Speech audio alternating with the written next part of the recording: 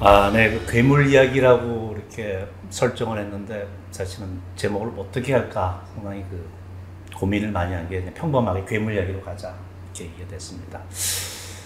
정확히 얘기하면 괴물 이야기지만은 그 제가 쓴 그 책 내용에는 괴물 중에서도 이 괴물과 또 하나 뱀파이어나 좀비 같은 그런 흔히 말하는 아주 오늘날 많이 거론되는 괴물에 대한 얘기를 썼습니다. 그래서 궁극적으로 우리가 뱀파이어 좀비에 대한 얘기로 이 강좌가 이어지겠는데 우선 괴물이란 무엇인가, 그리고 괴물이 갖는 어떤 상징적 의미는 무엇인가, 그리고 인류의 역사 함께 왔던 괴물이 왜 계속 오늘날까지 과거부터 계속 그 거론이 되는가, 그런 얘기부터 거론해 보겠습니다. 자, 그럼 우리가 괴물 이야기 들어가기 전부터 우리 괴물이란 무엇인가, 괴물의 그 유형, 그리고 그 의미에 대해서 살펴보기로 하죠. 일단 표지는 이렇게 내가 괴물 이야기 해놓고는 이 성은 사실 보메리스 성이라고 그 웨일즈에 있는 성입니다. 12세기 말에 지어진 성인데 에드워드 1세가 짓다가 결국은 자금난 때문에 아마 중간에 그만뒀다는데 그 성을 한번 배경으로 한번 찍어봤습니다. 자, 그럼 괴물 얘기 들어가서 괴물의 그 유형과 의미, 괴물이 어떤 유형이 있고 어떤 종류가 있는가, 그리고 괴물이 가진 의미는 과연 무엇인가를 살펴보죠. 이 그림은 사실은 실제로 제가 가서 파리 노틀담 그 대성당 가서 찍었던 사진입니다. 올라가서 보니까 이 가고일 그림이 있더라고요, 사진이. 그래서 내가 찍었는데 그것은 보니까 후에 많은 사람들이 이걸 배경으로 많이 사진을 찍었는데 괴물의 유형 중에서 우리가 나중에 거론하겠지만은 가고일이 가진 상징적 의미도 또한 우리가 살펴볼 것이기 때문에 배경 사진을 한번 넣어봤습니다. 자, 그럼 무슨 괴물이란 무엇인가부터 얘기가 해야 될 것 같습니다. 우선 괴물 하면은 이제 무엇이 떠오르는가? 사실 우리 세 명의 패널 분들이 왔는데 몇 사람한테 물어보니까 이제 각자 생각하는 괴물들이 있대요. 괴물하면 떠오르는 이미지가 뭔가. 우선 그래서 퀘스천으로 우리가 여러분은 괴물을 어떻게 생각하느냐? 어떻게 생각하세요? 괴물이란 어떤 걸 괴물이 알 수 있을까요? 일단 괴물 하면 무서워야 되는 것 같아요. 무서워야 된다. 그렇죠. 무섭게 생기고 무시무시하게 생기고 우리를 위협하는 그런 존재. 그리고 또 네, 저는 이렇게 끔찍한 형체를 가진 인간은 아닌데 그런 어떤 존재라고 생각했습니다. 저도 저희가 무서워하는 존재라든지 두려움을 느끼는 존재를 이제 괴물이라고 하지 않나 생각해요. 이 영화 드라마 스위트 홈의 괴물은 어떤 괴물이에요? 인간의 내면에 뭔가 가지고 있던 욕구를 이제 괴물의 형태로 표현한 드라마더라고요. 요새 굉장히 핫한 드라마죠. 그래서 요즘 시기에 저희가 무서워하는 존재라든지 두려움을 느끼는 존재가 괴물로 형성화되는 그런 드라마나 영화, 미디어 콘텐츠가 많이 제작되는 걸로 봐서 사회에서 이제 괴물이라는 것에 대한 관심도 높아지고 있다고 생각합니다. 그렇죠. 그리고 사실 여기 영화 괴물도 나왔죠. 우리나라에서 찍은 영화 괴물. 아마 이건 아마 저기 환경 파괴에 의해서 아마 그 독극물 폐기에 생긴 어떤 산물로 이제 괴물 얘기했던 것 같아요. 그렇죠? 그래서 어떤 괴물을 어떻게 보면 인간이 만든 어떤 산물이다 라는 메시지를 보여준 게 우리나라 영화 괴물인 것 같고, 그리고 이 가운데 한국의 전통 도깨비를 괴물의 범주에 넣을 수 있게 무시무시한 존재고 어떤 초인적 힘을 갖고 있고, 그래서 우리나라판 괴물이라고 생각해서 아마 이게 우리가 같이 얘기가 된 것 같고, 왼쪽 보면은 이 캐리비안 해적, 그렇죠? 이게 캐리비안 해적의 망자의 그 함에서 오면 바닷괴물이 나오죠.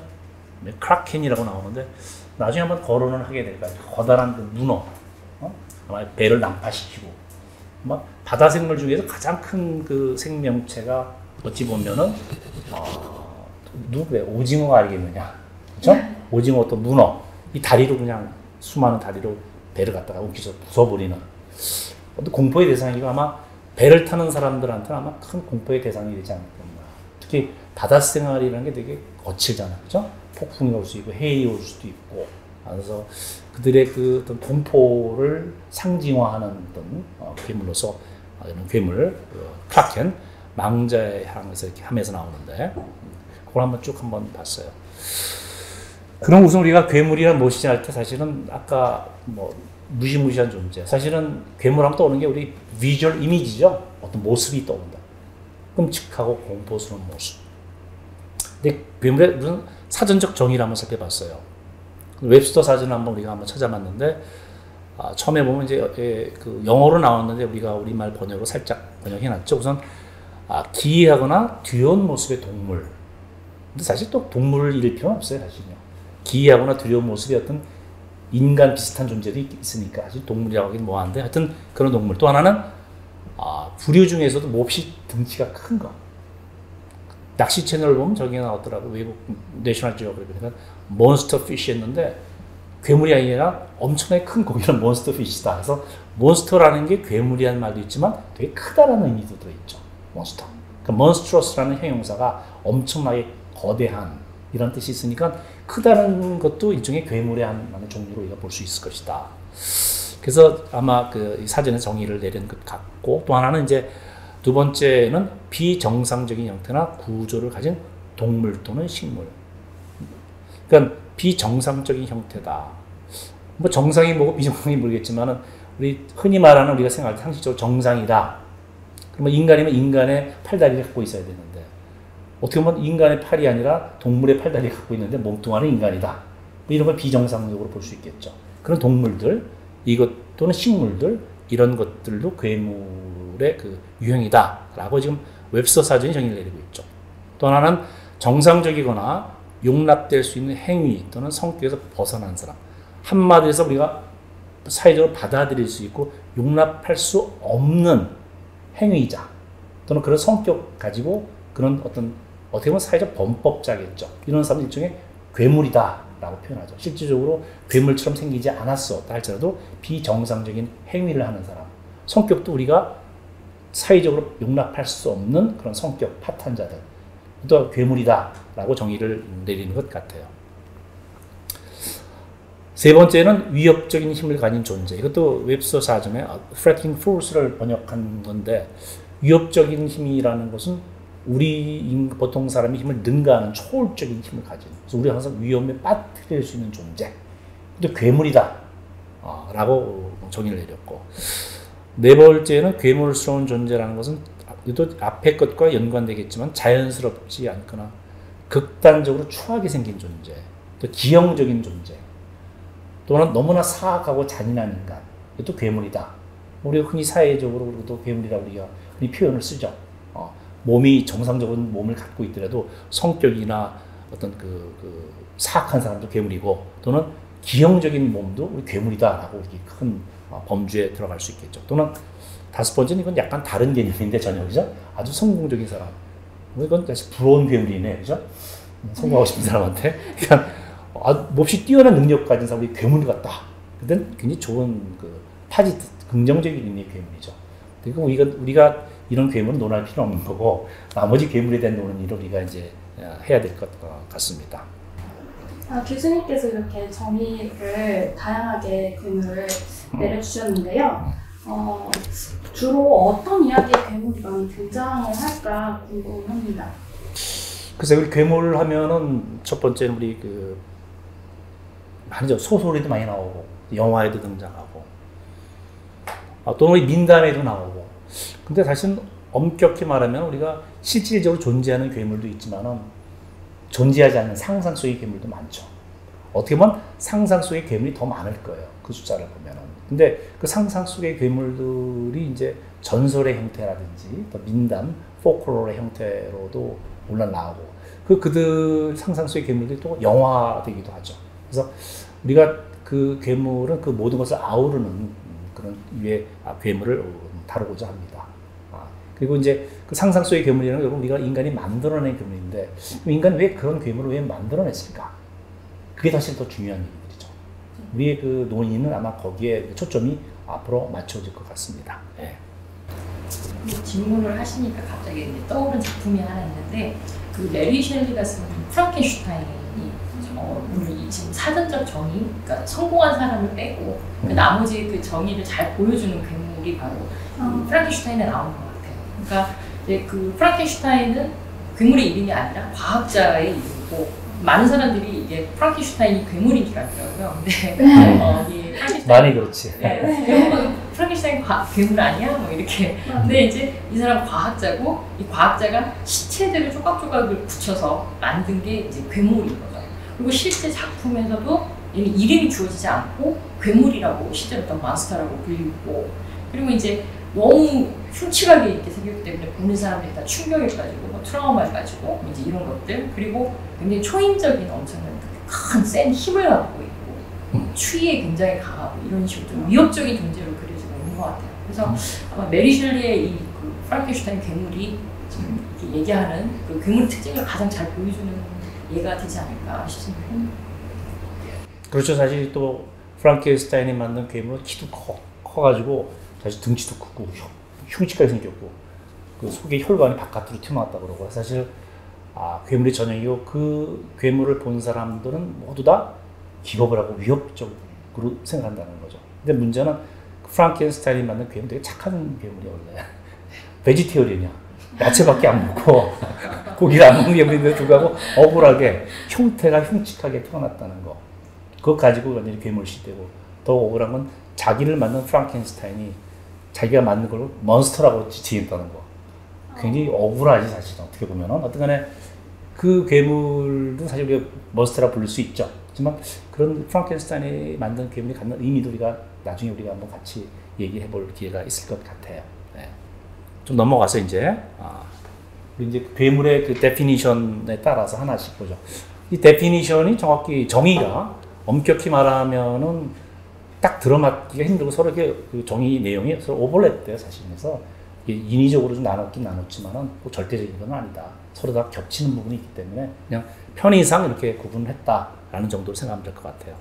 우선 기이하거나 두려운 모습의 동물이라고 했죠. 그런 이유에 한번 우리 괴물 한번 살펴보기로 하죠. 맨 먼저 우리가 살펴볼 것은 트롤을 정했습니다. 트롤. 사실 트롤은 어디서 왔냐면은 북유럽 신화. 그러면 북유럽 신화는 때로는 그 스칸디나비아 신화라고도 해요.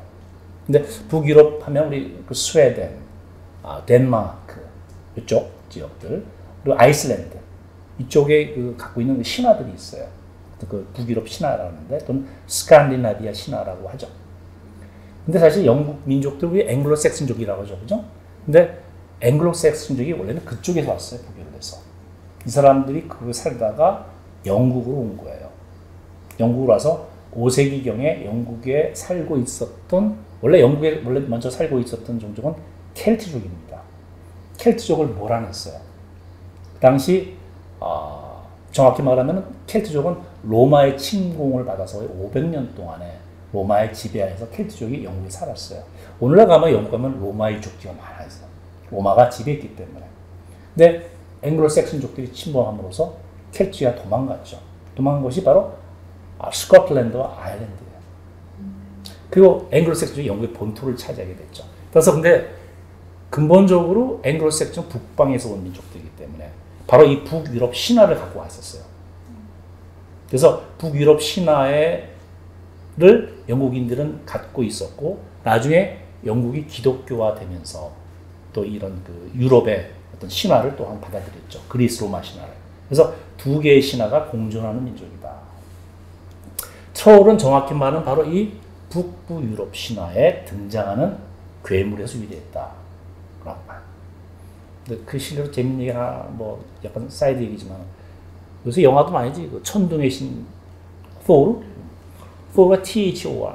토르의 아버지가 누구죠? 오딘. 오딘, 오디아이 또는 보딘이라 보딘, WDI 똑같습니다. 오딘과 보딘은 아버지죠. 그리고 그 아들이 바로 천둥의 신 토르죠. 오딘과 토르는 바로 북유럽 신화의 신이에요. 실제로 바로 그리스 로마 신화가 아니라. 근데 그 영어에 그 잔재가 남아 있죠. 보딘 또는 오딘은 영어 단어에 생겨나요. 뭐로? 웬스데이. 웬스데이가 바로 보딘에서 왔다. WODI에서 왔다.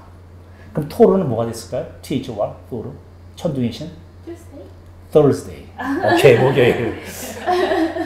자, 영어의 잔재 북부 유럽의 신화가 이미 들어있다. 물론 그리스 로마 신화의 잔재 더 많이 들어있죠, 영어에. 북유럽 신화의 잔재가 있다는 게 중요한 거예요. 그들은 원래 그쪽에 바이킹들이다. 바이킹들. 자, 트롤도 바로 북유럽 신화에 나오는 요툰이라는 거인족이 나오는데 거기서 유래했을 것이다 라고 학자들은 추정하고 있습니다. 자, 우리 보면은 5원을 보면 fear the werewolf. 악마란 뜻이죠. 웨어울프는 늑대 인간이라고 하죠. 웨어울프. 웨어는 사실 독일어로 웨어는 man, 인간이라는 뜻이에요. 독일어로. 울프, 그러니까 man 울프예요. 그래서 늑대 인간이라고 번역을 하죠. 늑대 인간. 자, 이 외형 특징 보면 우리 사진을 쭉 나왔지만 해리포터에 등장한 트롤 그림이 나오나요. 우선 등치가 커요. 키가 크고 사람의 2배, 3배 되고 그다음에 약간 동물, 사람의 모습인데 사실 동물 같은 모습도 갖고 있죠. 그죠? 어떻게 인간의 얼굴이에요. 그죠? 아주 추한 인간의 얼굴. 근데 약간 보면 그렇게 영리하게 생긴 얼굴은 아니죠. 추하게 생겨. 커다란 혹이 달리고 또는 흉측한 외모를 갖고 있고 대신 힘이 엄청나게 세요. 대신 좀 머리가 별로 안 좋아 보인다. 아둔한 머리를 갖고 있는 존재들이다. 그리고 이제 더 나아가서 이제 인간을 잡아먹는 존재라고 나와요. 사람을 잡아먹고 때로는 트롤도 사실 지역마다 전설이 틀린데 어떤 트롤은 햇빛을 받으면 돌로 변한다 라는 얘기도 있어요. 하지만 인간과 상당히 비슷한 외모를 갖고 있는 존재다라는 것은 분명합니다. 근데 이런 그 구체적인 외모와 능력 같은 것은 사실은 지역마다 다르기 때문에 일관성 있게 딱 하나라고 얘기할 수 없지만 어떤 민간 전승에서는 트롤이 거대한 존재가 아니라 트롤이 모습을 변신해서 사람으로 둔갑한대요. 심지어는 아기가 태어났을 때 그 아기 대신 바꿔치고 지가 트롤로 자기가 들어간대요. 그런 말도 있고 심지어는 남편과 아내로 트롤이 변신해서 같이 산대요. 가끔 자기 와이프 아내가 트롤일 수도 있는 거야. 변신해서. 그런 그 트롤에 대한 믿음도 다양하게 퍼져 있습니다. 사실은. 자, 어쨌든 간에 그래서 그런 트롤은 등치가 큰 게 아니야. 그죠? 일반 사람과 똑같아. 구분이 안 되는 존재다. 여기 나온 트롤은 해리포터에 나온 그 해리포터에 나온 트롤이죠. 이거 한번 보죠. 한번 해리포터 보면은 이게 한번 볼까요? 한번 다음에 보면은 여기 해리포터에 나오는 트롤인데 한번 우리 잠깐 구경을 한번 해보죠.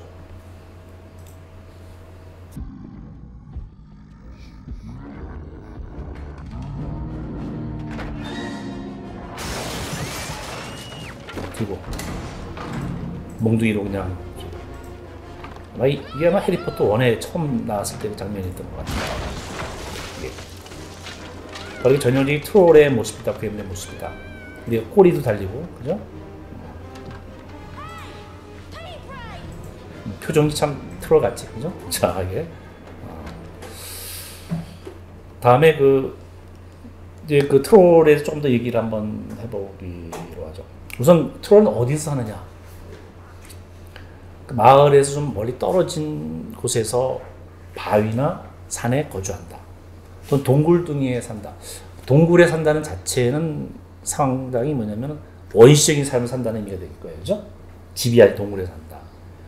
또 재밌는 것 하나는 인간을 잡아먹기도 한다는 게 또 놀라운 일이고, 또 하나는 이제 기독교를 믿지 않는다. 이렇게 나와요.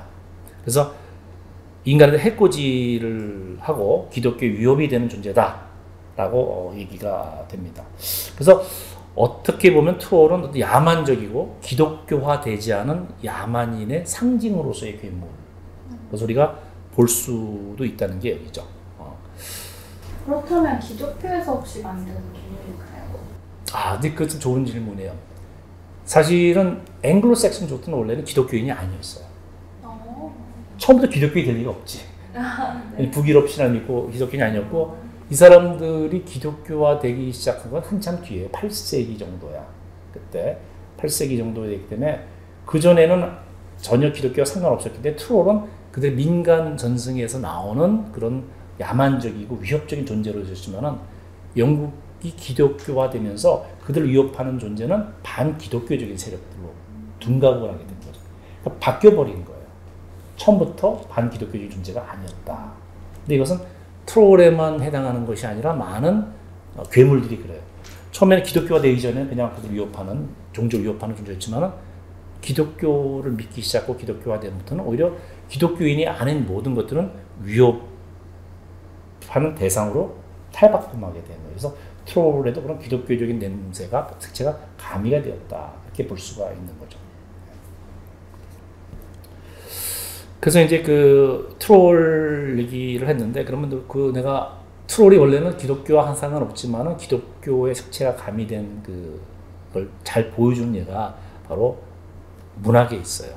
자, 근데 그 전에 반지의 제왕에 또는 트롤이네. 약간 우리가 해리포터를 봤었고 반지의 제왕 우리 한번 더 보기로 하죠. 반지의 제왕의 트롤은 모습이 좀 틀리긴 틀리지만은 여전히 흉측하고 공포스러운 존재죠. 그래서도 그렇죠? 그러죠. 하여튼 보면 인간 같기도 하지만은 인간은 안 같기도 괴물이고.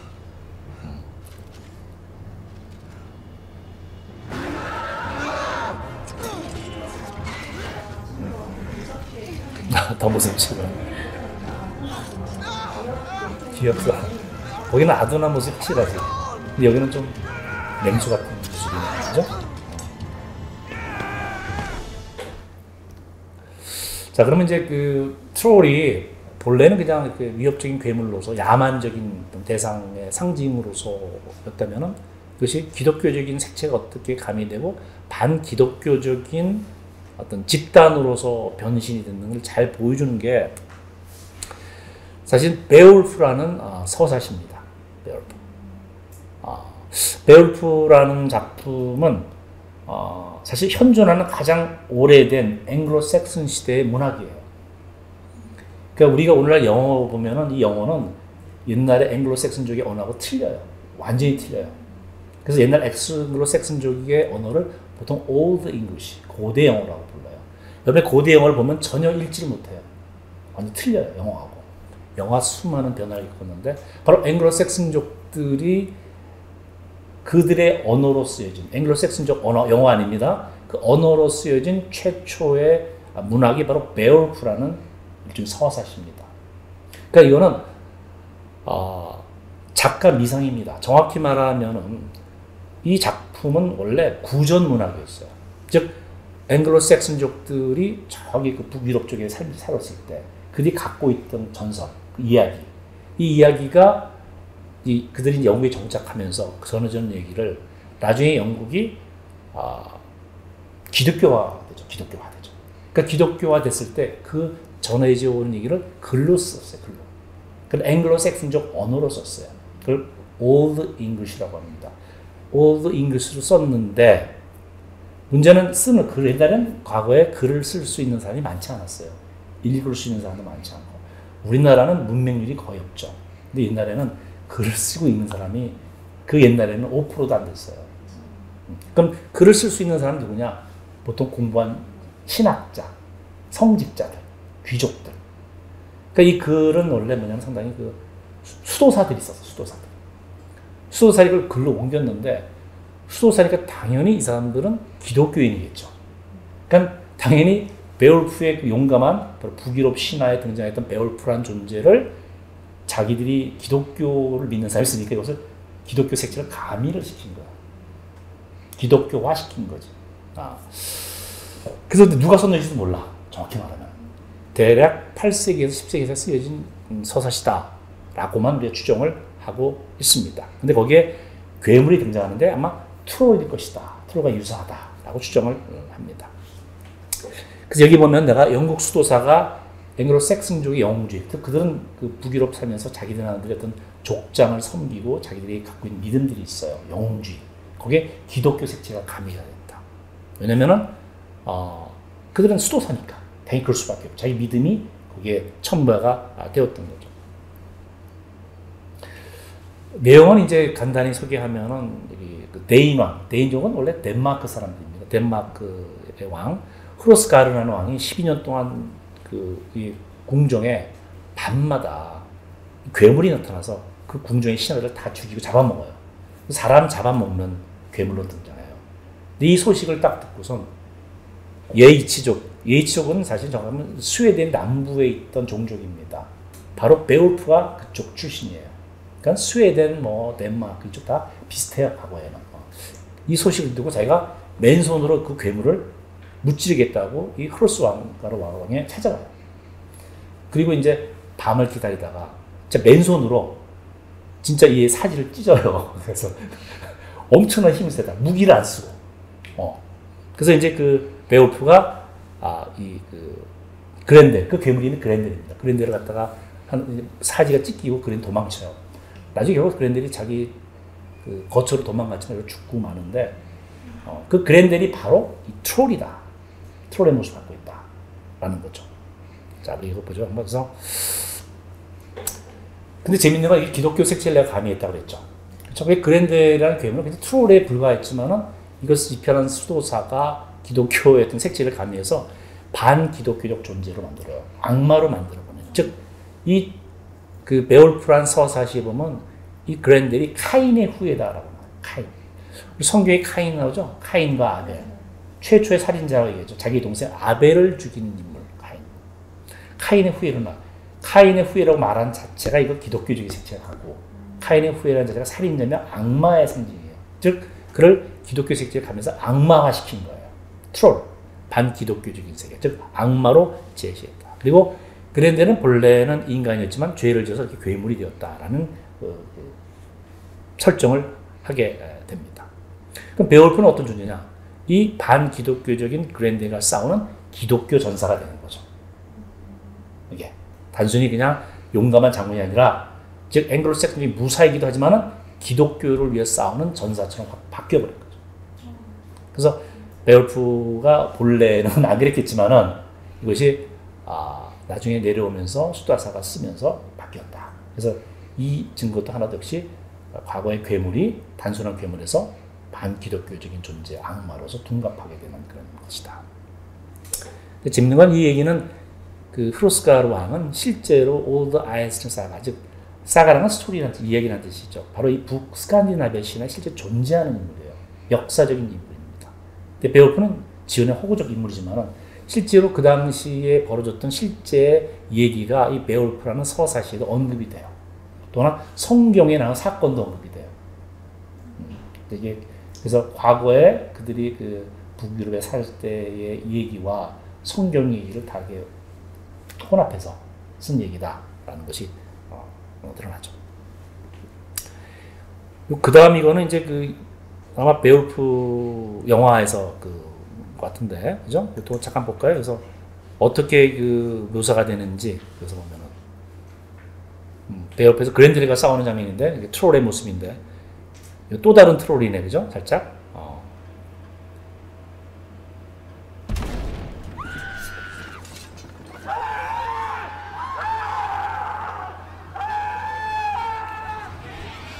트롤도 만만치 않네, 이제.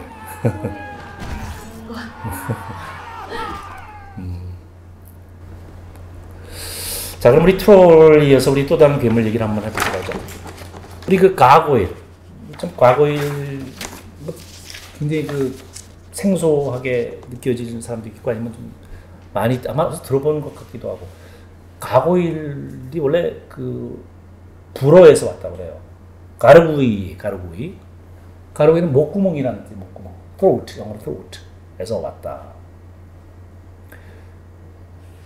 근데 가고일은 정확히 말하면 우리가 가고일은 뭐냐면 이무깃돌이라고 번역을 하죠. 이무깃돌. 그러니까 지붕에 물이 고이면은 그게 고인 곳이 그냥 물이 고이면 지붕이 무너질 수 있죠. 그 물을 배출해야 되잖아. 그것을 폼통을 만들어서 이렇게 물을 빼는 파이프 연결돼서. 근데 그냥 빼면 되지만 거기다가 이런 형상을 만들어서 입구멍에다가 파이프를 집어넣은 거야. 물이 쭉 빠지게. 그래서 이무깃돌이었는데, 이무깃돌이야, 가고일. 여러분, 그런 말 있죠. 우리 각을 한다. 각을 하는 게 우리 가고에서 온 말이다. 재밌죠, 이게? 그래서 각을이 와서 이무깃돌에서 이제 빗물을 배출하는 거. 그러니까 돌로 만들기도 하고, 금속으로 만들기도 하는데. 가고의 상이 참 재밌죠. 왼쪽과 오른쪽, 보면은 나오는데, 이 그림들이 엄격히 말하면은 내가 노틀담 대성당에서 찍은 사진인데 거기 가고일이 굉장히 많이 있어요. 그래서 여러 형태의 가고일들이 있는데 그 사람은 그걸 가고일 갤러리라고 부르더라고요. 갤러리. 가고일의 모습이 이제 처음에 보면 우리 왼쪽 보면은 약간 용의 모습이죠. 용이 니엄손재라는 묘한 모습인데 용의 모습이 있고 입에서는 불을 내뿜는다, 입으로 불을 내뿜는다. 원래 용이 불을 내뿜는 거 나오죠? 근데 보면 서양에서도 비슷한 것 같아요. 우리 동양에서도 용이 불을 내뿜는 거 나오는데. 네. 그죠? 되게 비슷해. 근데 재밌는 게 이 목구멍에서 이제 이 파이프에서 빗물이 나오는데 마치 이 빗물이 빠져나오는 게 불에서, 입에서 불을 내뿜는 것처럼 볼 수도 있다. 그렇게 볼 수 있을 것 같아요. 근데 처음에 이제 가고일 이렇게 했지만은 오른쪽도 가고일 보면 또 다른 형태죠. 그죠? 근데 여러 가지 모양의 가고일이 많이 등장하게 됩니다. 뭐, 사자의 모습, 또 키메라, 나중에 키메라 얘기하겠지만 키메라의 모습은 동물과 인간이 결합된 모습들. 여러 형태의 가고일이 많이 등장하게 되고, 나중에는 그냥 빗물을 배출하기 위해서가 아니라 그냥 장식용으로도 많이 이렇게 가고일을 만들기도 했습니다. 근데 이제 그 가고일을 만들었던 전설을 보면 나지만 성 로마누스가 가고일이라는 괴물이 사람들을 괴롭히니까 십자가로 이제 제압을 했대요. 어떻게 보면 가고일이 십자가로 제압했다는 사실은 가고일은 반기독교적인 존재라는 뜻이 되겠죠. 그렇죠? 왜냐하면 십자가를 두려워하는 존재이기 때문에. 근데 가고일의 머리는 타지 않아가지고 머리를 잘라가지고 그 교회 벽에 세웠다. 그런 그 전설이 있습니다. 근데 가고일의 머리는 왜 불에 탔지 않나요? 가고일이 처음에 용으로 만든 용, 그죠? 불을 내뿜는 용이니까 평소에 불에 익숙해요. 불을 몇 번 보니까 불에 익숙하기 때문에 평소에 타지 않았지. 탈 수가 없지. 내성이 강하니까. 그래서 이제 그렇게 설정을 한 것 같아요. 네. 한 가지 좀 질문을 드리고 싶은데, 네. 가고일의 모습이 되게 좀 흉측해요. 약간. 그렇죠. 네. 어떻게 보면 인간도 조금 닮은 게 있고 동물의 모습도 여러 개 돼서 혼합되어 있고, 그래서 이제 이렇게 탄생되는데 좀 이유가 있는지, 그것도 역시 또 반기독교적인 색채가 좀 강한 걸 생각을 해서 이게 기독교와 연관이 좀 있는지.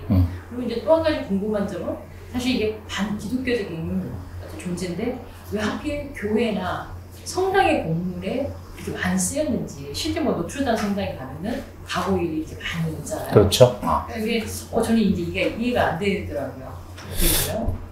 나도 처음에 그 가고일 봤을 때 좀 이해하면서 저기 성당에 괴물을 이렇게 잔뜩 해놨을까?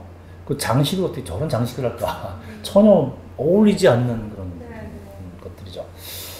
근데 이제 흔히 말하면 이제 가고일을 보면은 어떻게 보면 악마의 형상화다. 악마. 그렇죠? 악마의 모습이죠. 가고일이. 악마의 모습이다. 근데 참 재밌는 게, 근데 악마를 왜 거기다가 했는가? 근데 거꾸로 가고일이 악마를 쫓는데 힘이 있다는 거죠. 다른 악마가 들어오지 못하게 하는 악마다. 그러니까 악마를 악마로 무찌른다. 그래서 저는 악마의 형상화다. 그래서 악의 형상이 이렇다는 것을 보여주는 그 전시효과도 있고, 또 하나 악은 악마로 물리친다. 그래서 악귀가 못 들어오게 하기 위해서 가고일을 만들었다. 이런 말이 있습니다. 그리고 또 하나 이제 재밌는 게, 이게 오른쪽 사진을 보면은, 그죠? 나 이 사진 보더니 끔찍했어. 이게 참 이상한 사진이야. 요번 이 가고일을 보면은 손이 있죠? 사람 손이 완전히, 그죠? 뭔가 먹죠, 입에. 네. 사람 잡아먹는 거야. 아이스크림인 줄 알았는데. 아이스크림 아니야, 아이스크림 생겼네, 저게? 뭐 그럴 수도 있겠다. 근데 막 손이 보면 사람의 손이거든? 근데 잡아먹는 건 사실 저것도 내가 찍은 사진이야, 노틀담 가서. 섬찟했는데 이런 게 있어요. 보면은 나쁜 짓을 하면 이렇게 먹힌다, 악마한테. 그런 교훈을 준 경고의 메시지를 갖고 있다. 사람들에게 착하게 살아라. 착하게 살아라. 그렇죠. 비슷한 것들이 있죠. 뭐냐면 여러분 사천왕상, 우리 교회 가면은 입구에 들어가기 전에 왼쪽에 오른쪽에 사천왕 4명의 사천왕이었죠. 부릅 두고 밑에 사천왕 발에 짓밟고 있어요. 너희들 나쁜 짓 하면 이렇게 된다는 경고죠. 근데 원래 사천왕이 원래 귀신의 왕이었어요. 근데 이 귀신의 왕을 불교를 수호하는 사람을 바꿔버린 거야. 역설적으로.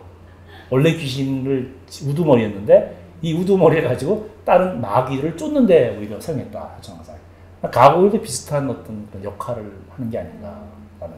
사천왕도 되게 무섭게 생겼잖아요. 굉장히 무섭죠. 굉장히 무섭게. 얼굴 표정도 그렇고 네. 뭐 그 밑에 보면 그 큰 발로 짓밟고 사람 짓밟는 그림이 나와. 한번 교회 아니 저기 그 절에 가면 잘 봐. 딱 입구에 막 항상 사철 항상 있지. 그 밑에 깔려가지고 그 씨름하는 마귀랄까 뭐 이런 사람의 모습이 이렇게 나타나죠. 그래서 제가 그 사람이 뭐 잡아먹는 가고일 그림 이렇게 쭉 이것도 역시 노틀담 성당에서 나왔던 겁니다. 다음에 우리 그 세 번째로 케르베로스. 그 모습을 보면은 이제 그림이 나오죠. 왼쪽에 그림 보면 이제 머리가 셋 달린 큰 개죠, 그죠? 이거는 이제 저승 세계를 지키는 그 존재다. 즉 저승 우리 그리스 신은 하데스가 하데스, 그죠? 하데스의 문을 지키는 문직이다. 그래서 이제 거기 이미 저승 세계에 들어간 사람이 바깥으로 나오지 못하게 지키고 있고, 또는 밖에 있는 이승의 사람이 저승에 못 들어가게 지키는 게다. 그렇게 설정이 되어 있습니다. 그래서 그 호메로스라고 하고 또는 호머라고 영어로 호머라고 하는 사람이 있죠. 일리아드 오디세이를 쓴 그리스의 시인이 이 케르베소스를 뭐라고 하냐면 하운스 오브 하데스 저승의 사냥개라고 불렀어요. 그리고 헤시오드라는 그 역사가는 바로 이 케르베소스라고 불렀고. 근데 이제 이들의 얽힌 이제 신화 얘기가 많이 있죠. 왼쪽 그림 보면 헤라클레스와 케르베로스 그림이 있죠.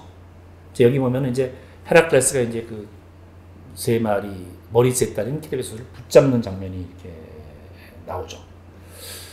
여기 보면 그래 요 얘기도 신화에 나오는 얘기인데 그 헤라클레스가 사실은 아버지가 누구죠? 혹시 알아요? 응? 원래 그 그리스 신화의 신들의 왕은 제우스죠. 제우스의 아들이에요. 제우스는 흔히 말해 바람둥이 신이에요. 수많은 자손들이 많아. 인간의 여자하고도 해서 많이 자식을 많이 낳는데 그 사생아가 많은 거야. 정확히 말하면 제우스 신의 아내는 헤라의 신이죠. 헤라의 신이 남편이 맨날 바람둥이 돼서 수많은 자손을 낳았어. 헤라클레스도 바로 이 제우스 신의 아들이야. 그러니까 얼마나 헤라가 밉겠어. 헤라클레스가. 그래서 이제 헤라클레스가 미워서 헤라의 신이 미치게 만들어요. 순간적으로 헤라클레스를. 그래서 헤라클레스 약간 광기에 사로잡혀가지고 자기 가족들, 아내와 자식들이 사자로 보이는 거야. 그래서 그걸 죽여요. 그 나중에 보니까 정신 차리고 보니까 자기가 가족을 죽였다는 걸 알게 되죠. 그래서 이제 그 신탁을 받아서 어떻게 하면 좋겠느냐 자살하려고 하다가 나중에 이제 그 에리스테우스라는 왕이 시키는 일을 다 하면은 이 죄가를 치를 것이다. 근데 그 왕이 12가지 아주 어려운 일을 줘요. 불가능한 일을 줘. 그 중에 하나가 뭐냐면은 이 하데스에 가서 케르베로스를 가져와라 그랬어. 어떻게 저승에 있는 걸 가져오겠어. 근데 사실 이제 헤라클레스 진짜로 가서 하데스를 찾아가서 좀 데려가야겠다. 그러니까 근데 워낙 헤라클레스 힘이 강하니까 네가 맨손으로 데려가면 좋다 그랬어. 근데 맨손으로 끌고 가 진짜. 그래 그 그림이야 이게 바로 그죠? 그래서 이제 그걸 끌고 와서 이제 에리스테우스한테 보여준 거야. 진짜 데려왔거든. 얼마나 충격받았겠어. 근데 얼른 이 왕이 빨리 되돌려줘라. 그래서 이제 그 그림이 이건데 이 그림을 우리 그 루벤스라는 화가가 그렸네요, 그죠? 루벤스가 이 신화에 나오는 종교화가이기도 하지만은 신화에 나오는 그림을 상당히 많이 그렸어요. 앞으로도 우리가 루벤스의 그림들을 많이 보게 될 일이 있을 거라고 생각해요. 오른쪽 그림은 저기 그네 해리포터에 나오는 그 케르베로스 연상시 삼두견. 이게 보면 뭐 케르베로스라고 얘기하지 않지만 머리가 셋 달린 거 봤으면 상당히 케르베로스를 좀 흉내낸 것 같다라고 우리가 생각해 볼 수 있겠죠. 예. 사실은 이 케르베로스에 얽힌 신화는 굉장히 많습니다. 아까 그 헤라클레스 얘기가 나왔죠, 그죠? 앞에 그림 나왔고 두 번째 그림은 이제 시빌은 무당이라는 뜻인데 시빌은 엄격히 말하면 여러분 그 로마의 시인의 베르길리우스라는 시인이 있어요. 또는 영어로 버질이라고 보통 얘기를 하는데 그것은 장편의 서사시가 아이네아드라는 그 장편의 시가 있죠. 네. 이것은 어떤 거냐면 사실은 아이네아드라는 것은 아이네이스의 얘기란 뜻이에요. 아이네이스는 뭐냐면 트로이의 영웅입니다. 우리 트로이 전쟁 알죠? 트로이 전쟁은 그 그리스 연합군과 트로이의 전쟁인데 그래서 결국은 트로이 목마를 통해서 트로이가 멸망하게 되죠. 트로이가 멸망한 다음에 거기 있던 그 장군의 한 명은 아이네이스예요. 그가 부하들을 데리고 거기 빠져나와서 결국은 방랑 끝에 로마로 갑니다. 로마를 세워요. 아이네이스는 로마의 건국 신화예요.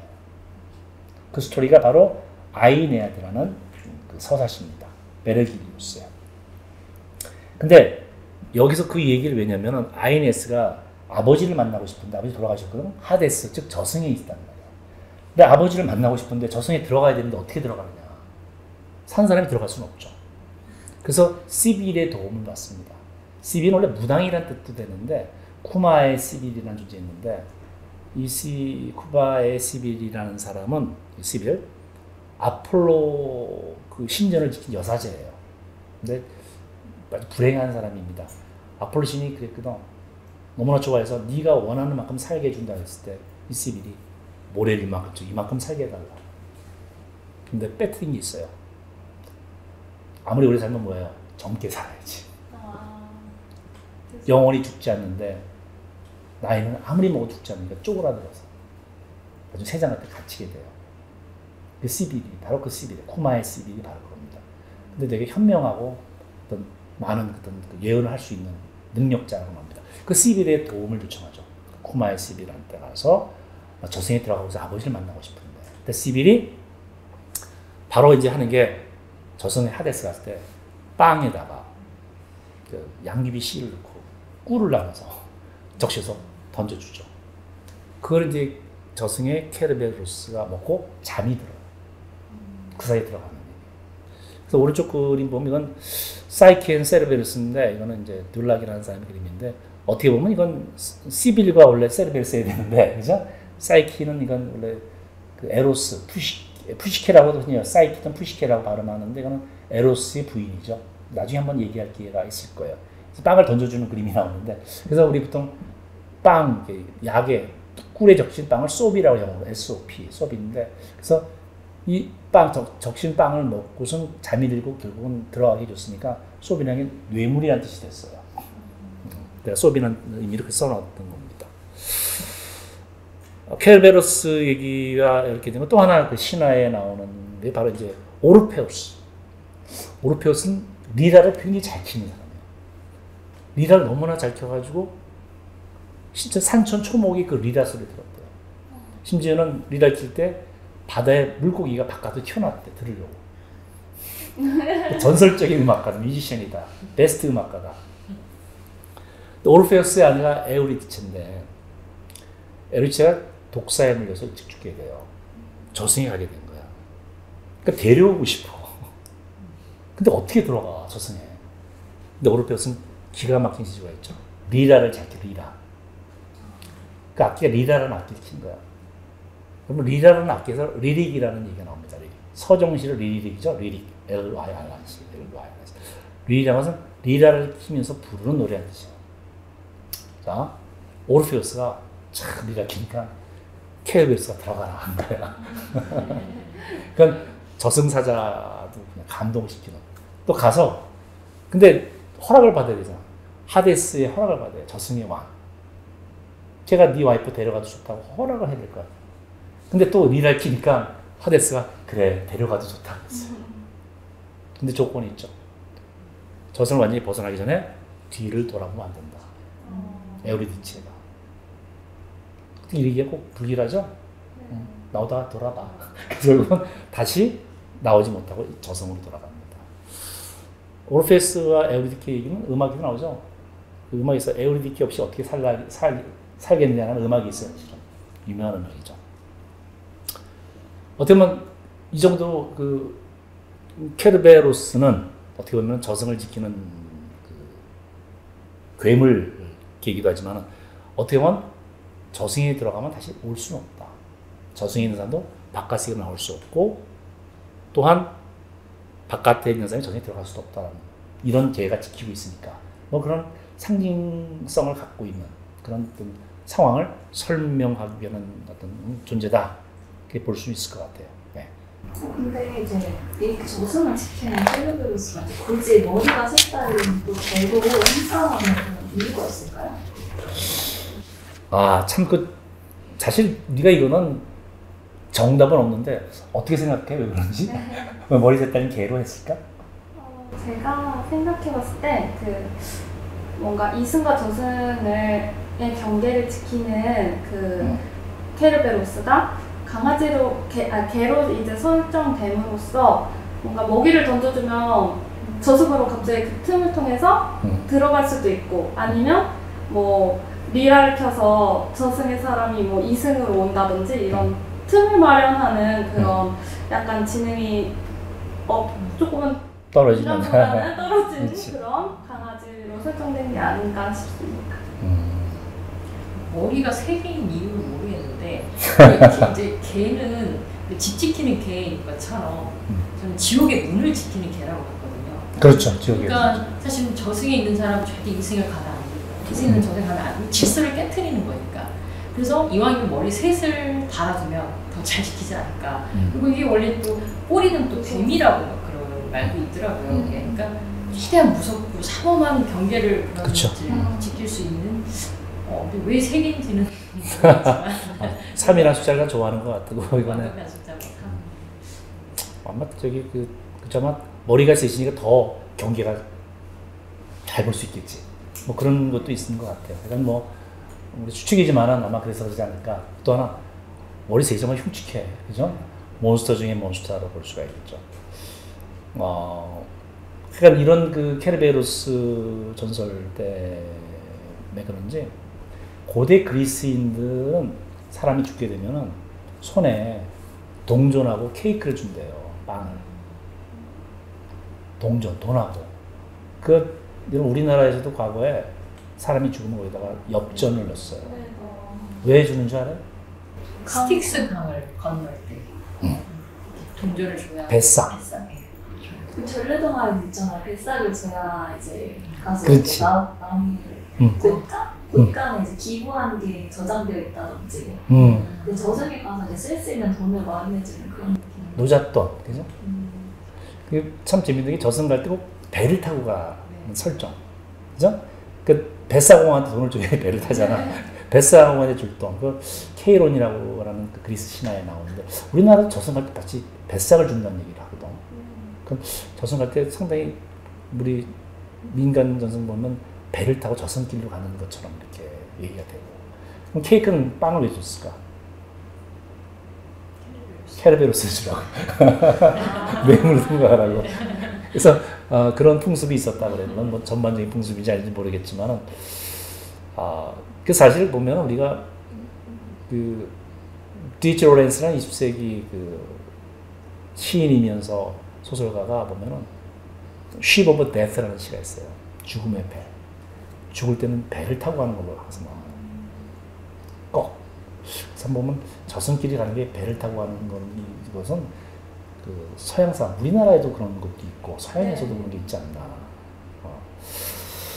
하여튼 서양이 공통된 게 괴물도 있고 이런 저승의 개념도 그렇고 저승의 개념 상당히 비슷하죠. 비교하는 그런 비슷한 정서가 있는 것 같아요. 저 놀랍죠, 그죠? 네.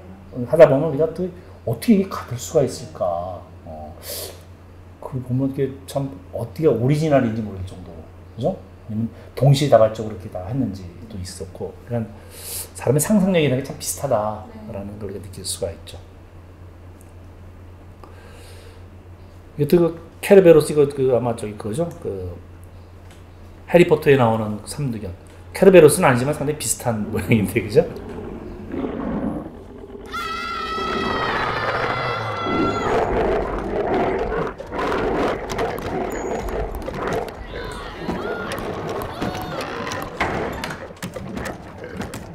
그렇죠. 그 이미지 가져온 거지. 예, 저는 상상 자체가 사실은 신화에 근거하는 거니까.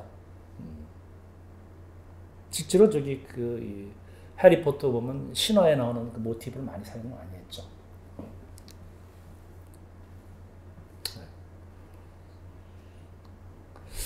다음에 우리 또 다른 키클롭스, 영어로 보통 사이클롭스 이렇게 얘기도 하죠. 원래 사이클롭스는 어원어를 따지면 사이클롭스는 사이클에다가 옵스가 합친 말이에요. 사이클은 원이죠, 원. 사이클, 서클. 옵스는 원래 눈이라는 뜻이에요. 그러니까 어떻게 보면 서클 아이드, 그렇죠? 동그란 눈을 가진. 눈이 동그란데 재밌는 눈이 하나밖에 없다. 하나 눈이니까 아마 좌우에 붙이지 못하고 이마 한가운데 붙였던 것 같아. 하나니까 공평하게 센터에 딱 붙인 그런 모습을 이제 사이클롭스고, 또 하나 몸도 기형이지만은 키도 엄청나게 큰 거인이다. 거인족이다. 이렇게 설정이 되죠. 이 그리스 신화에 등장하는 원래 사이클롭스, 키클롭스는 3명이에요. 브라더 3명인데 이 사이클롭스, 키클롭스에 대한 이야기는 사실은 이제 이 얘기만 좀 틀려요. 조금씩 달라. 첫 번째 우리가 헤시오도스에 나오는 사이클롭스는 어떻게 보면 우라노스와 가이아의 아들들이다. 우라노스가 원래 최초의 하늘의 왕이에요. 가이아는 땅, 대지의 여신이에요. 둘이 부부야. 하늘과 땅은 부부 사이지. 우라노스와 가이아의 사이에 난 아들 중에 하나가 바로 이 삼형제 키클롭스다. 근데 우라노스와 가이아가 또 낳은 아들이 있어요. 나중에 신들의 왕이 되는. 아니에요. 크로노스. 크로노스라는 건 원래 크로니클이라면 크로니클, 연대기. 크로노스 시간의 신이에요. 타임. 이 크로노스가 아들인데 30여가지 있습니다. 키클롭스가 크로노스의 형이로 얘기가 되는 데 있고 크로노스의 동생으로 되는 데가 있어요. 근데 우라노스가 아버지 왕이죠. 이 키클롭스를 감금해둬요. 못생겨서 감금했다는데 아니면 자기가 위협이 돼서 감금했는지 모르겠지만 감금해뒀고. 근데 이 크로노스가 우라노스의 아들이죠. 아버지를 물리치고 왕이 돼요. 신들의 왕이 돼요. 크로노스가. 근데 이 크로노스가 웃기는 게 그 감금되어 있던 그 형제인 키클롭스를 또다시 감금해. 근데 크로노스가 시간의 신이죠. 근데 크로노스는 원래 자식을 낳는데 자식을 다 먹어버렸어요. 삼켜버렸어. 그래서 이제 크로노스의 부인이 다 먹었는데 안 되겠어. 막내 아들을 삼켜놓은 거예요. 막내 아들을 구하려고 막내 아들 대신에 돌을 줬어요. 그러니까 크로노스가 돌을 먹고 막내 아들인 줄 알았어. 말도 안 되는 일이지만은 그 막내 아들이 누구냐? 제우스야. 그래서 우리 그런 말 있죠. 모든 것을 삼키는 시간이여라는 시가 있어요. 그리스 로마 신문 시 중에. 우리 시간이 지나면 모든 게 다 사라지는 걸 만다는 그것을 보여주는 게 크로노스야. 모든 걸 삼켜버려 아들. 근데 제우스가 아버지 크로노스를 물리치고 신들의 왕이 되죠. 그럼 제우스는 뭡니까? 시간을 이긴 신이야. 타임을. 그렇게 우리가 이해가 될 수 있죠. 그래서 제우스가 근데 이제 뭐냐면은 감금되어 있던 키클롭스를 풀어줘요. 그러니까 어떻게 보면 자기 삼촌 뻘이지. 작은 아버지나 큰 아버지나 그렇죠. 그죠? 그러니까 이 키클롭스가 고마워서 번개를 만들어줍니다. 천둥. 원래 제우스 신들의 왕, 보통 왕들은 번개를 들고 다녀요. 천둥을 치고. 그 번개와 천둥의 모습으로 이 세상에 보통 제우스는 모습을 잘 드러냅니다. 가장 강력한 무기죠. 그걸 바로 키클롭스가 만들어줬다는 거죠.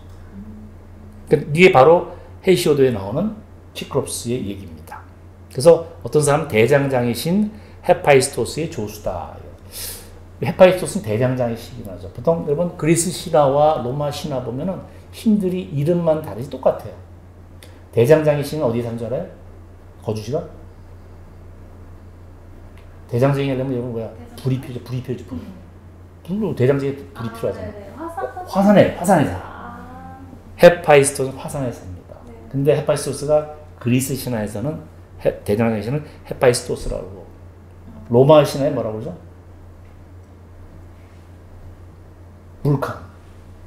불칸이라고 VULC 불칸.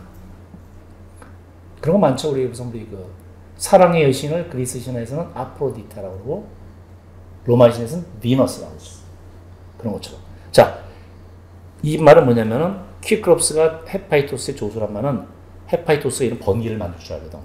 키크롭스가 만들 수 있는 재능이 있는 사람이다. 이게 바로 헤시오도스에서 말하는 키크롭스입니다. 근데 호메로스는 좀 달라게 얘기해요. 그 다음에 이제 호메로스 얘기를 해보죠. 호모, 영어로 호모라고 하죠.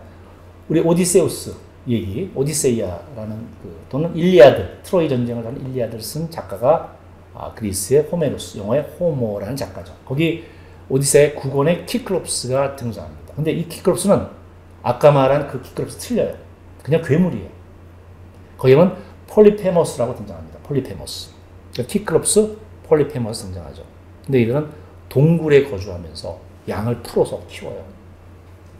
원시인처럼 사는 거죠. 그러니까 대장쟁이 같은 기술 같은 건 없고 농업도 제일 짓지 못하고 풀어서 뜯어 먹고 사는 그냥 야만인 집단처럼 그려져요. 근데 모습은 역시 눈 하나밖에 없는 거인족이다. 왼쪽에 그림 뭐죠? 그러면 이게 오디세우스와 키크롭스인데 사실은 그 오디세우스가 이 키크롭스한테 잡힙니다. 그래서 부하들은 먹어요. 몇 명의 부하들을. 오디세우 부하를 먹고 나중에 오디세우 꾀를 내서 탈출합니다. 술 많이 먹여서 잠든 사이에 눈을 찔러가지고 못 보게 한 다음에 탈출하는데 눈이 멀었어요. 지금 눈 찔려서. 도망가는 거 알고 그 그림 보면은 큰 바위를 이 키크롭스 들고 있죠. 그 배에 던지는 장면이에요. 오디세우 도망가는 그 장면. 바로 이 그림이 바로 그런 그림입니다. 그래서 어떻게 보면 여기서의 키크롭스는 호모의 키크롭스는 위협적인 야만인의 상징이다. 그렇죠? 앞에 나오는 그 키크롭스는 그런 야만인이 아니죠. 신이었죠. 신, 거인족. 그래서 일종의 트롤과 비슷한 어떤 상징성을 갖고 있는 존재다라고 우리가 생각해 볼 수 있을 것 같아요. 지금 한 가지 질문이 생기는데요. 네. 그 키크롭스가 하늘의 눈을 가졌다고 묘사되어 있으니까 뭔가 장애인을 이렇게 괴물처럼 표현하는 걸 수도 있고 아니면 이제 야만의 그 원시 부족민들 그 밀림에 사는 그런 부족민들을 또 위협적으로 느껴서 이렇게 괴물로 혹시 표현하고 그거를 상징하기 위해서 키크롭스를 혹시 만들진 않았을까요? 충분히 가능하죠. 그러니까 괴물화가 됐을 때는 항상 자신들한테 위협적인 존재들 또는 자신과 다른 타자. 우리 자신과 다른 타자는 항상 괴물시하죠. 괴물처럼 보죠. 나랑 다른 것을. 네. 다르다는 걸 인정하지 않고 저는 괴물이다 라고 하는. 왜냐면 자기 중심적 사고에서 나오는 것들이니까. 어떻게 보면은 그 당시 한번 보면 눈 하나면 장애인이고 어떻게 보면은 그 시점이고 덩치도 크고 야만적이고 동물에 살고 야만이다. 문명이 아니다. 근데 그런 메타포를다가 가미를 한 게 그렇죠. 그런 점에서 내가 트롤과도 상당히 유사성을 갖고 있다. 괴물화한 대상이다. 라고 볼 수 있죠. 근데 괴물화는 항상 그렇죠. 타자에 대한 자기가 다른 것을 괴물화하는 건 상당히 현재에도 쭉 이어지고 있는 현상들이죠. 그래서 이런 신화에 나오는 괴물도 어떻게 보면은 우리가 요즘 괴물화하고 타자 취급하는 것도 사실은 과거에부터 해왔던 것들이다. 그렇게 우리가 볼 수 있을 것 같아요. 네, 그리고 그러니까 요 그림은 약간 재밌는 그림인데, 키크롭스 이 정도 하고, 여기 그 트로이의 키크롭스네요. 그죠? 영화 트로이라는 영화 있었죠. 그죠? 키크롭스가 나오는데, 그래서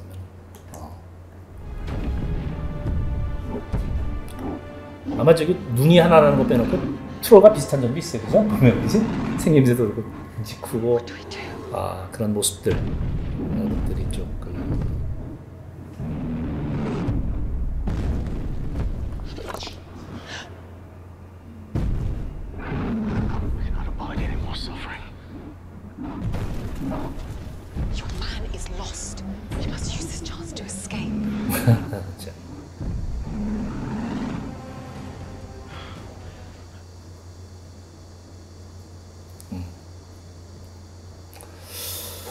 자, 우리 다음에 이제 키크롭스 얘기, 그다음에 또 하나 우리 그 아까 웹사 사진에 대한 거대한 존재, 공포스러운 괴물로서.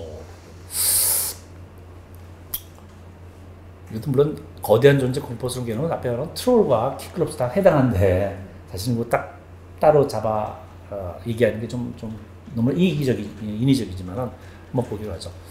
아까 앞서 말한 괴물도 다 포함되고, 커다란 아주 엄청난 크기, 같은 종류인데, 부류인데 엄청나게 큰 의미의 괴물은 크라켄을 한번, 크라켄은 독일어로 문어라는 문어, 옥토퍼스. 그냥 크라켄이라고 얘기도 하고, 바닥 괴물이죠. 정확히는 그것도 북유럽 신화에 나온 겁니다. 스칸디나비아 신화에서 나오는 존재들이다.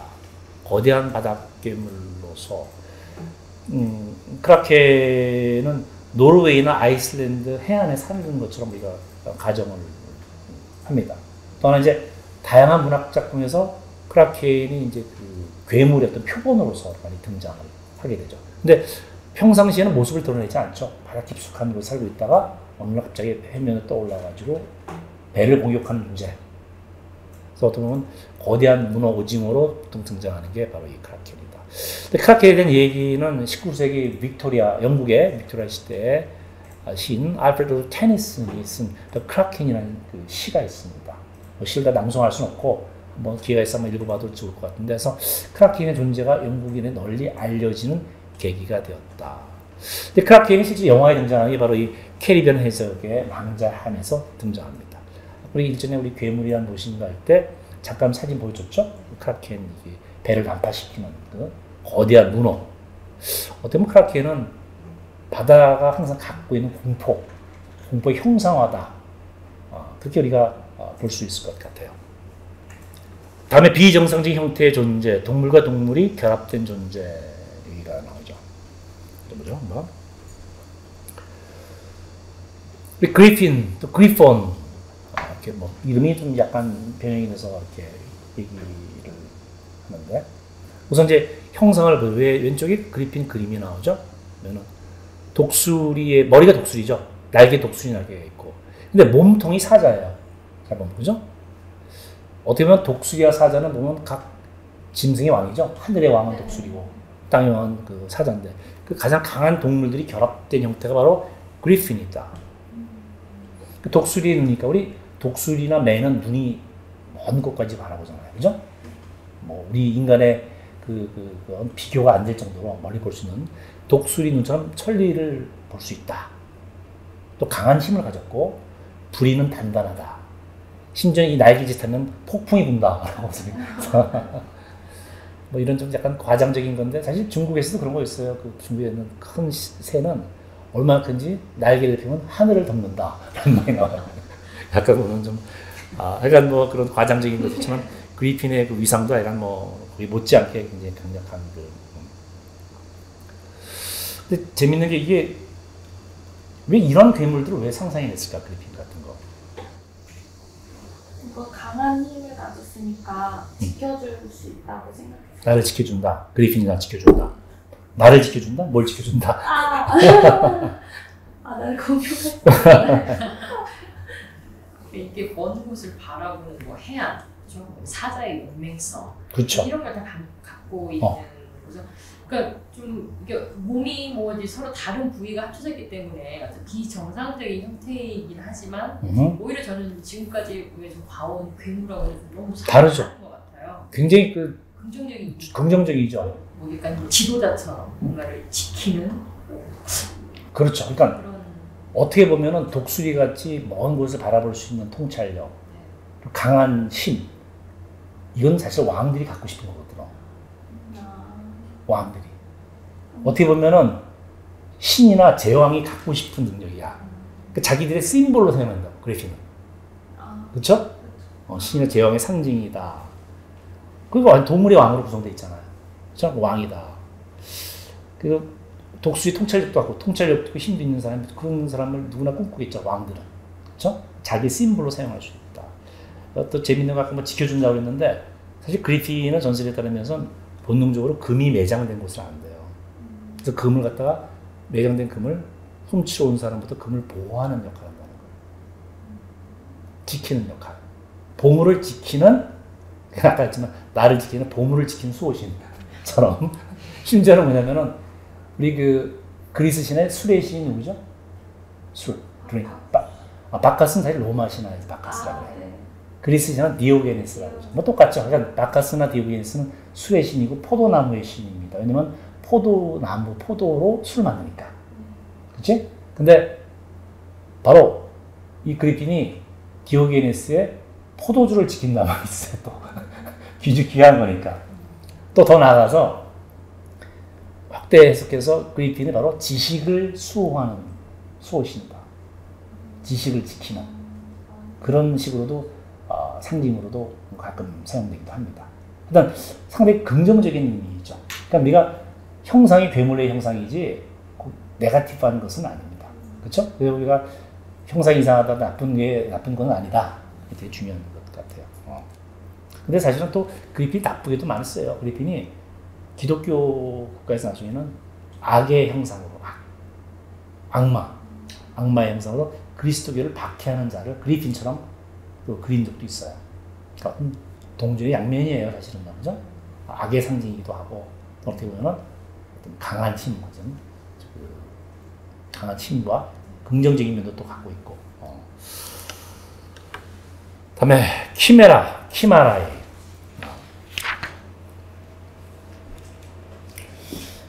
키메라도 보면 참 기이한 모습들이죠. 이게 호메로스가 쓴 그 일리아드에 보면은 이렇게 나와요.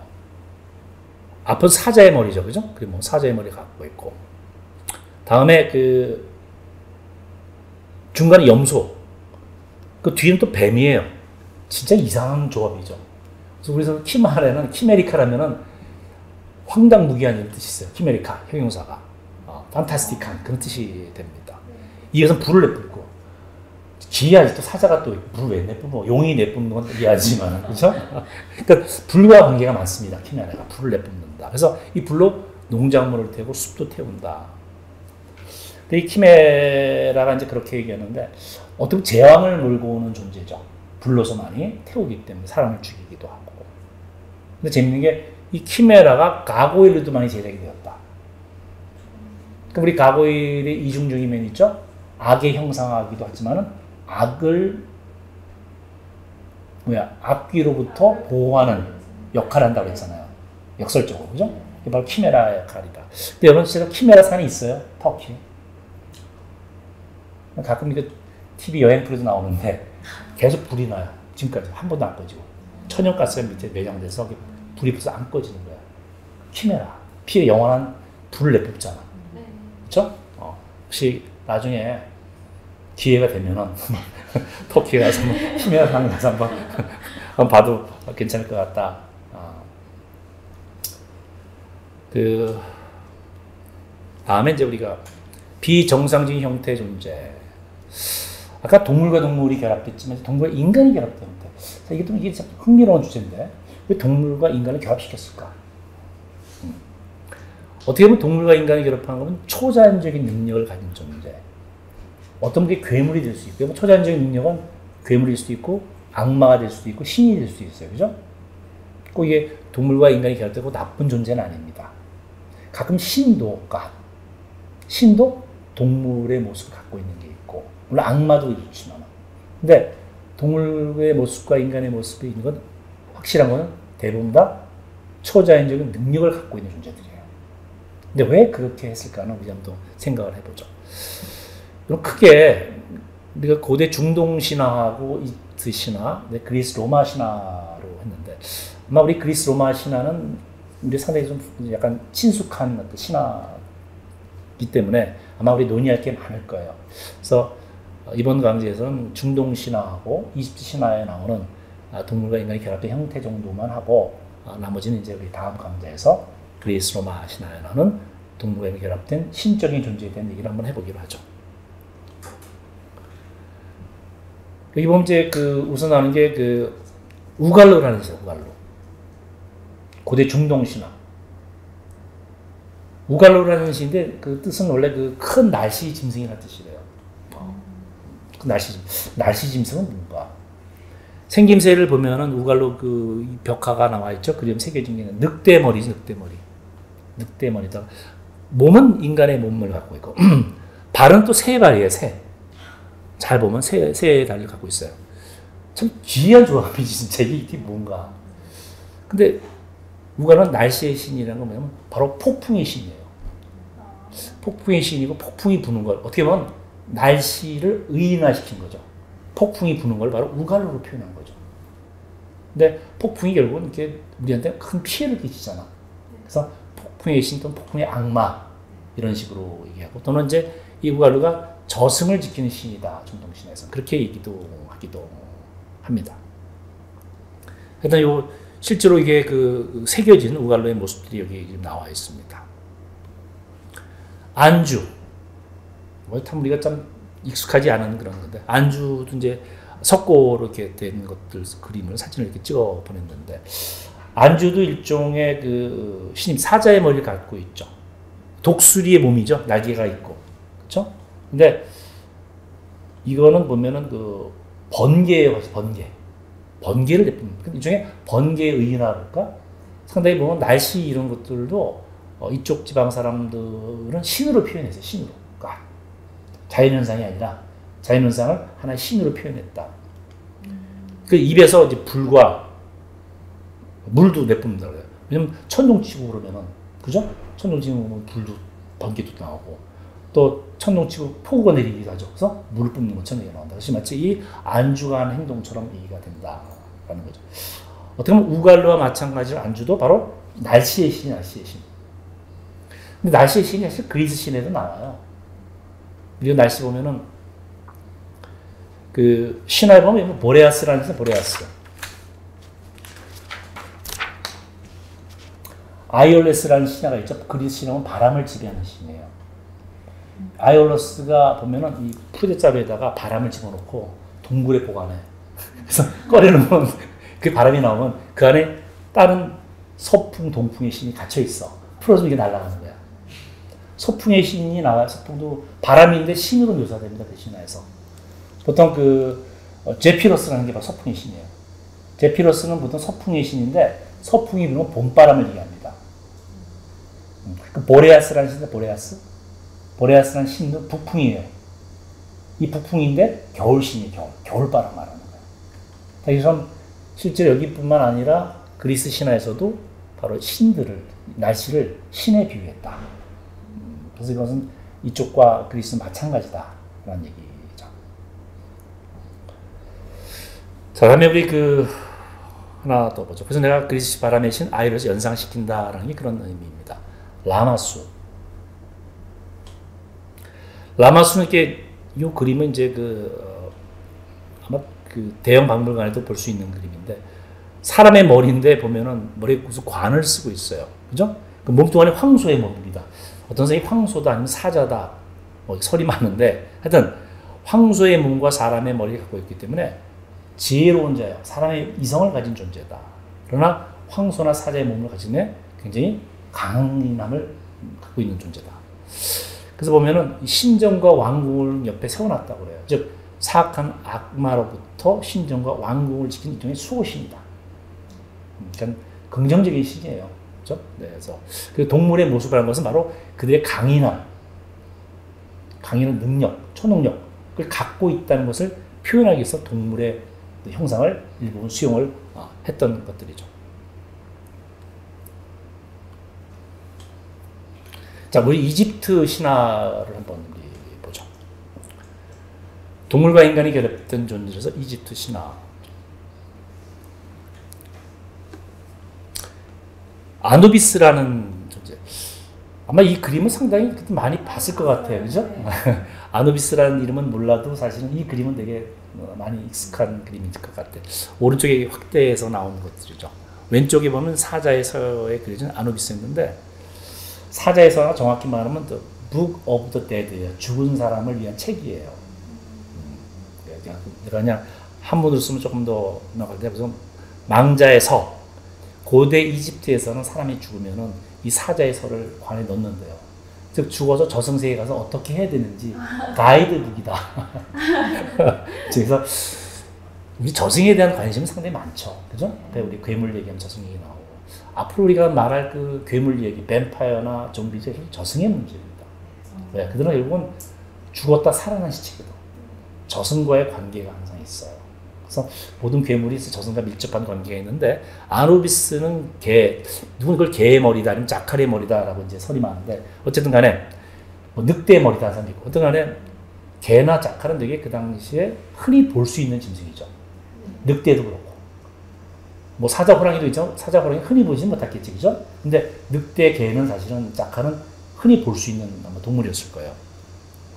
그래서 사람이 죽게 되면은 그 시신 옆에 개나 자칼이 먹으려고 어스렁거리는 거 보고서 저들이 아마 이 망자, 죽은 사람을 사후세계로 인도하는 신일 것이다 라는 추정해서 그 사후세계 신으로 아누비스의 머리를 바로 이렇게 늑대의 머리로 형상화했다.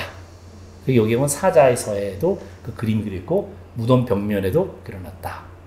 이제 그렇게 얘기가 됩니다. 아누비스 다음에 왼쪽 그림도 약간 뭐 자세한 사자 글씨가 써 있죠, 이쪽 보면 그죠? 이 글씨가 바로 이제 가이드의 가이드 어떻게 하라. 자, 사후세계에 믿었으니까 이집트에서 사람 미이라를 만들었잖아요, 그죠? 부활하라고.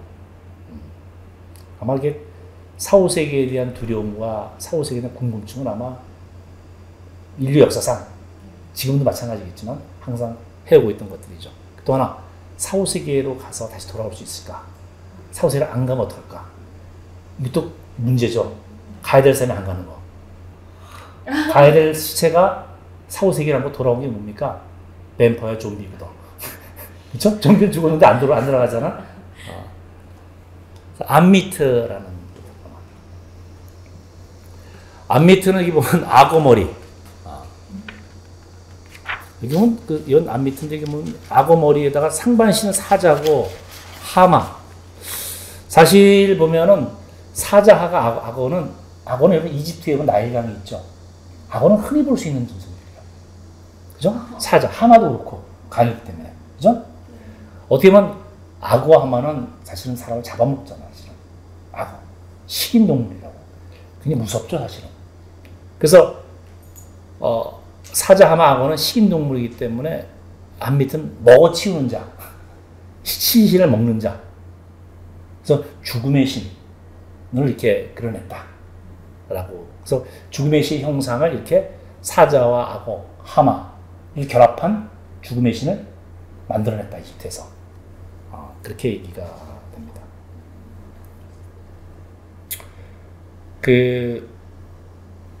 이처럼 사실은 그들은 신화에 나오는 신들은 어떻게 보면은 어떤 하는 메타포로서, 그죠? 존재하지 않지만은 보이지 않는 존재를 형상하기 위해서 이런 것들을 많이 만들었죠. 근데 여기서 우리가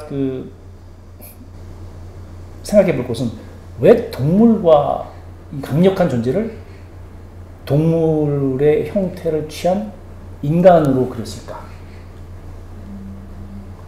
이번 강좌는 그 얘기를 한번 해보면서 마치는 게 좋을 것 같은데 왜 그랬을까요? 여기 보면 강력한 신들을 모르면 왜 동물의 몸을 갖고 있을까? 힘을 갖고 싶어서. 힘을 갖고 싶어서. 바로. 뭔가 주변에서 발견할 수 있는 생물체 중에 가장 인간이랑 비슷한 포유류기도 하고 뭔가 그냥 인간이 이렇게 됐다라고 하기엔 뭔가 너무 평범해 보이니까 이제 다른 동물들을 갖다 끼워붙인 그런 거니까요. 사실은 이제 그렇죠. 우리가 물론 이제 만물의 영장을 인간이라고 하지만은 인간은 두뇌가 있기 때문에 하지만 원시 시대에서 인간이라는 것은 동물과 했을 때 그렇게 큰 무기가 없었어요. 그죠? 나중에 창이나 이런 거 했지만은 화살을 만들었지만은 처음에 우리가 이제 아무리 달리기를 잘하는 사람도 동물처럼 빨리 달릴 수가 없다고. 그리고 아무리 나무를 잘 오르는 사람도 원숭이처럼 올라갈 수 없어. 사실은 육체적인 측면에서 능력이 동물을 따라잡을 수 없어요. 아마 우리가 만약에 자연세계에서 어떤 문명이 하나도 없는 원시인의 삶을 산다면 아마 항상 위협을 느꼈을 거야, 모든 동물들한테. 아마 토끼는 이겼겠죠, 우리가 토끼는. 토끼 잡기 힘들어, 잘 달리니까. 사실은 싸워서 이길 수 있는 동물이 많지 않아요. 대부분 우리 개들이 이기기 쉽지 않거든. 늑대도 어렵고. 사실 그런 힘으로 보면 인간은 절대 약자예요. 자연세계에서. 그러면 늑대나 사자 보면 굉장히 강하죠. 월등한 능력을 갖고 있는 존재들이죠. 어떻게 보면 우리는 동물들이라고 하던 동물들이라고 무시할지 모르지만 과거에 그들은 굉장한 힘을 가진 존재. 막 그 힘이 탐났을 수 있어요. 난 저런 힘을 갖고 싶다.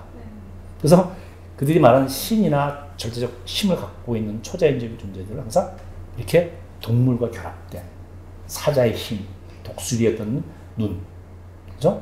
늑대 같은 어떤 맹렬함 이런 것들을 결합해서 그들이 신화를 만들어내지 않았나. 그러니까 괴물이라기보다는 물론 형상으로 보면 괴물이긴 맞지만 어떤 초자연적인 현상, 즉 초자연적인 존재, 꼭 선과 악을 떠나서 그것이 선한 존재건 악한 존재건 초자연적인 존재를 항상 이렇게 그런 이상한 형태의 괴물로 만들어 상상해서 만들어내는 것이 바로 그렇지 않나. 자, 이번 강좌는 여기까지 하고 다음 시간에 이어서 우리 흥미로운 그리스 로마 신화에 나오는 동물과 그 사람의 형태를 가진 존재들, 신적인 존재도 있고 물론 이제 괴물도 있겠지만 그 얘기를 같이 나눠보기로 하죠. 자, 이번 강좌는 이걸로 마치겠습니다. 네, 감사합니다.